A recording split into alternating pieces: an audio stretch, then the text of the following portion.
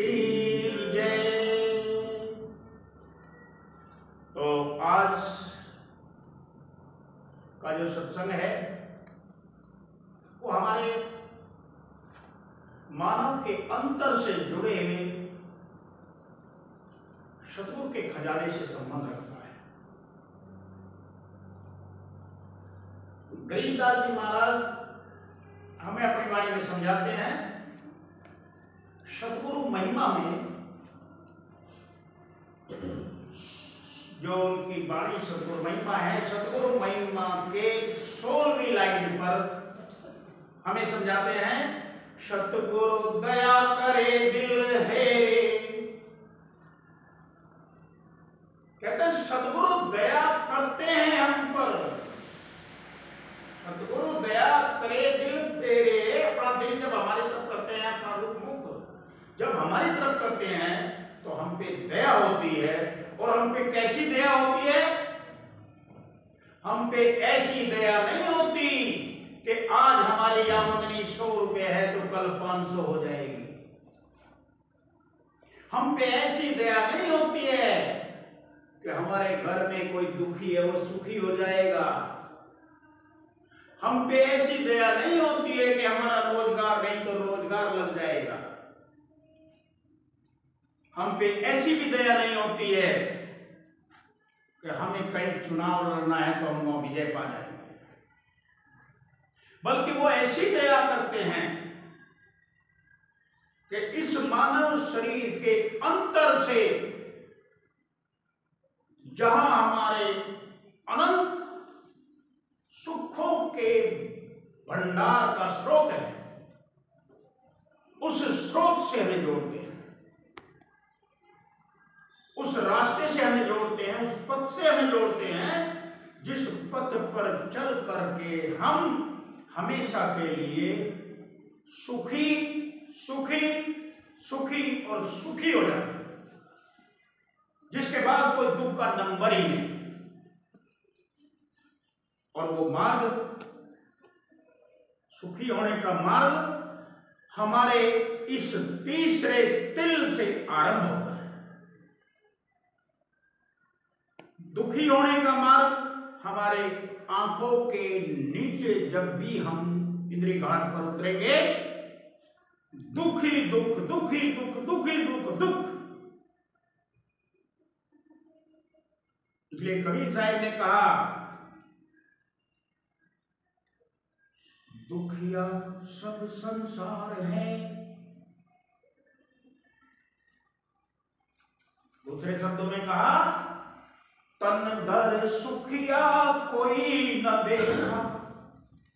संसार का मतलब जिसने भी शरीर धारण किया। इस संसार में 4 तरह के जीव उत्पन्न होते हैं, 4 तरीकों से। कोई कीड़े मकोड़ों के रूप में, कोई पशुओं के चौपाई के रूप में, कोई वनस्पति के रूप में, कोई देवता गण गंधर्व और मनुष्य के रूप में। जितने भी आकार लिए खड़े हैं, जितने भी देहधारी हैं, कबीर साहब कहते हैं सबको मैंने सुबह से शाम तक जांच पड़ताल की, देखे कौन सुखी है। पता लगा सब दुखी है। मैं शॉर्ट में इसकी डिटेल में नहीं जाऊंगा, बस थोड़ा सा इतना है कि सब दुखी है। सुखी कब हो सकते हैं? जब काल के इस जाल से हम बाहर निकल जाए। काल का जाल, काल ने इस दुख के संसार में हमें भेजने के लिए 5 रास्तों का चुनाव किया है। शब्द का, स्पर्श का, रूप का, रस का और गंध का, जो हमारी 5 ही ज्ञान इंद्रियों के जरिए बाहर दुनिया में हम घूमते हैं, यहां सब दुखी होते हैं। सुख कहां है? सुख है नाम में। सुख कहाँ है? वो सुख है परमात्मा की शरण में। संसार में दुख है और सुख राम के अंदर है। गुरु नानक साहब ने कहा,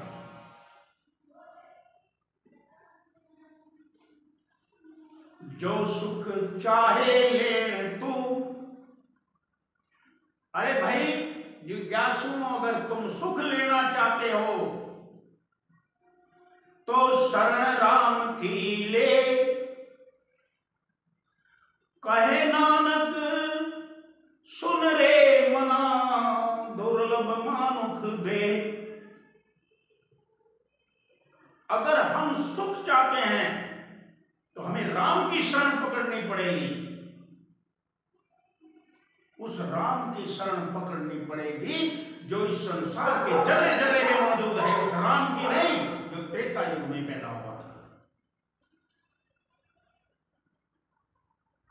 हमें उस राम की शरण पकड़नी पड़ेगी जो जर्रे जर्रे में मौजूद है। अब जर्रे जर्रे में कौन सा राम मौजूद है? इसके लिए हमें संतों के घर पर जाना पड़ेगा, संतों की शरणागत जाने पड़ेगा और संतों की तालीम में हमें समय देना पड़ेगा। तब हमें समझ में आएगा कि जर्रे जर्रे में रमा हुआ राम कौन सा है। और उस रमे में राम की शरण पकड़ने के लिए हमें जिस लोक में जाना है उस लोक में इस लोक की तरह से ही रोशनी भी है और आवाज भी है। क्योंकि ये काल ने रचना जो रची है ये उस सुखों के लोक के ऊपर आधारित होकर के रची है जो उसकी नकल है। और हम नकल में बैठ करके सुखों का अनुभव करना चाहते हैं। यहां सुख है, नकल में भी सुख है, लेकिन टेम्परेरी है, थोड़े बहुत समय के। थोड़े समय के सुख को पाने के लिए पहाड़ जैसे दुखों को उठाना पड़ता है। तो हमें इस संसार में रोशनी है और आवाज है। बिना आवाज के हम नहीं बता सकते किसकी आवाज है। बिना रोशनी के हम नहीं बता सकते कौन हमारे सामने है। ये रोशनी और ये आवाज सूरज से रोशनी है, हमें पता है सूर्य की रोशनी है। आवाज हमें कोई दे रहा है, हमें कोई बोल रहा है, हमें पता है कि फला जीव की आवाज है। लेकिन जिस मार्ग पर हमें सतगुरु डालता है, जिस मार्ग पर सतगुरु हमें ले जाता है, उस मार्ग पर रोशनी तो है लेकिन सूर्य की जरूरत नहीं है। वहां सूर्य की रोशनी है या स्वयं अपनी आत्मा की रोशनी है। जो इस माया के पिंजरे में, काल माया के पिंजरे में आत्मा कैद है, सतगुरु इस पिंजरे से उसको बाहर निकाल कर गए, आत्मा को यहां ले आता है पहले ही दिन नामदान के समय। और जब यहां लाता है तो उसकी निशानी ये है कि हमें यहां प्रकाश दिखाई देता है, रोशनी दिखाई देती है। किसी किसी को आवाज सुनाई देती है। ये रोशनी किसी सूर्य की नहीं है, ये स्वमात्मा। तो गरीबदास जी कहते हैं सतगुरु वो है जो हमें यहां प्रकाश से रूबरू करा दे, जो हमें यहां परमात्मा की आवाज सुना दे। तो क्या करे सतगुरु महिमा में? सतगुरु दया करे दिल फेरे। वो हमें 84 का फेर बचा करके इस दुनिया के काल के जाल से हटा करके हमारा रुख बदल देता है, फेर देता है।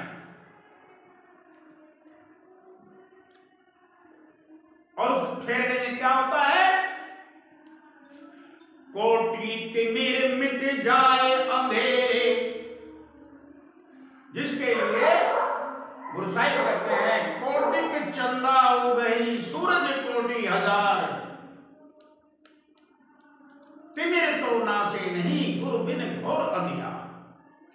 हमारे यहाँ ऊपर रोशनी कभी नहीं हो सकती इस संसार के सूर्यों से। अगर करोड़ों सूर्य भी उग जाए, करोड़ों चंद्रमा उग जाए, हमारे यहाँ पर रोशनी नहीं हो सकती, हमारे इस मुकाम पर रोशनी नहीं हो सकती।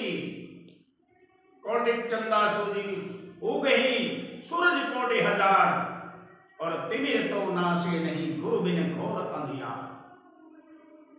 बिन गुरु के यहाँ अंधियारा ही अंधियारा। वेद भी हमें इस बात में कहते हैं कि गुरु कौन है? तम सो मां ज्योतिर्गमय, जो हमें अंधकार से प्रकाश के रास्ते पर ले जाए वो गुरु है।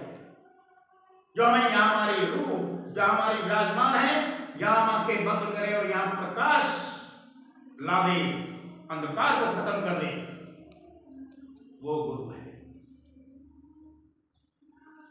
तो गरीबदास जी कहते हैं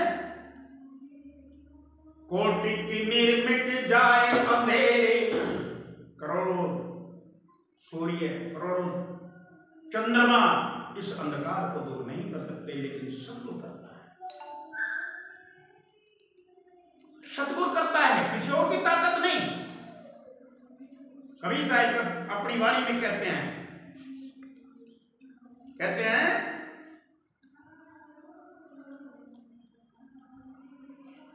दो दल कवल कंठ के माही, तामद बसे अविद्या बाई, हरिहर ब्रह्मा चवर ढुराई, जहाँ श्रृंगना में उच्चारा है, तू कर नैनो दीदार महल में प्यारा है।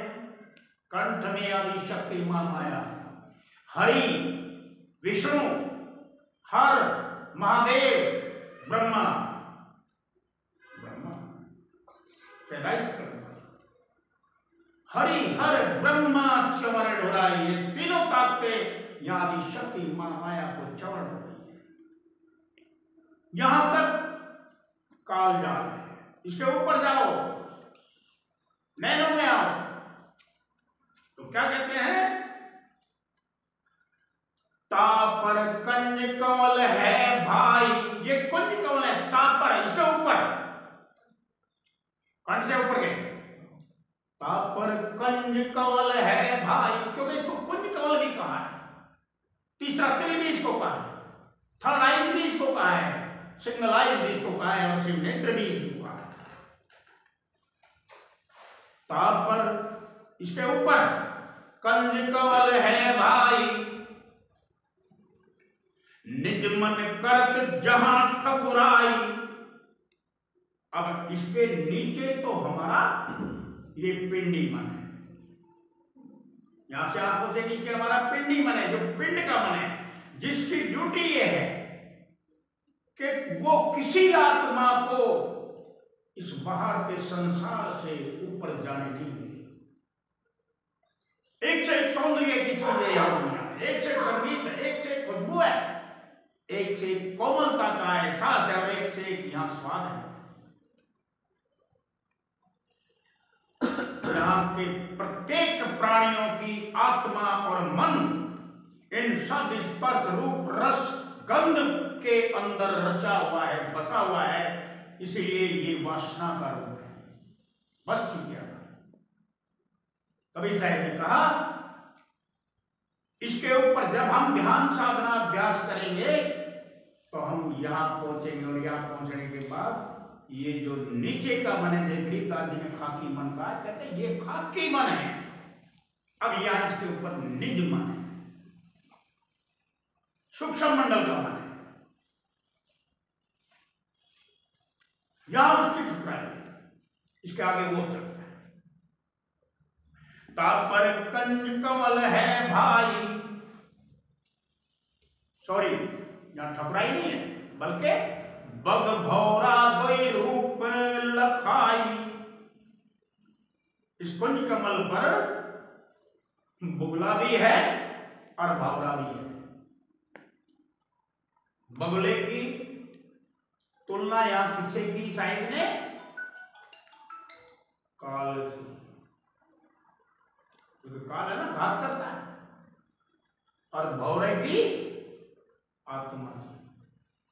दोनों ही हमारे नैनों में विराजमान हैं। तापर कंज कंवल है भाई। अब इसके इस तीसरे तिल के दाहिने तरफ हमारी आत्मा विराजमान है और बाएं तरफ हमारा काल विराजमान है, यानी हमारा मन विराजमान है। हम गेम खेलते हैं, सारे संसार में जीते जी जो भी करते हैं सब इस काल को समर्पित हो जाता है। सतगुरु हमें इन दोनों से ऊपर लाता है। गीताजी महाराज अपनी वाणी में लिखते हैं, सतगुरु दया करे दिल फेरे। वो जब हम पे दया करता है तो हमारे रुख बदल देता है, नीचे की बजाय ऊपर, हमारी दिशा बदल देता है। जब दिशा बदलती है, कोटि तिमिर मिट जाए अंधेरे।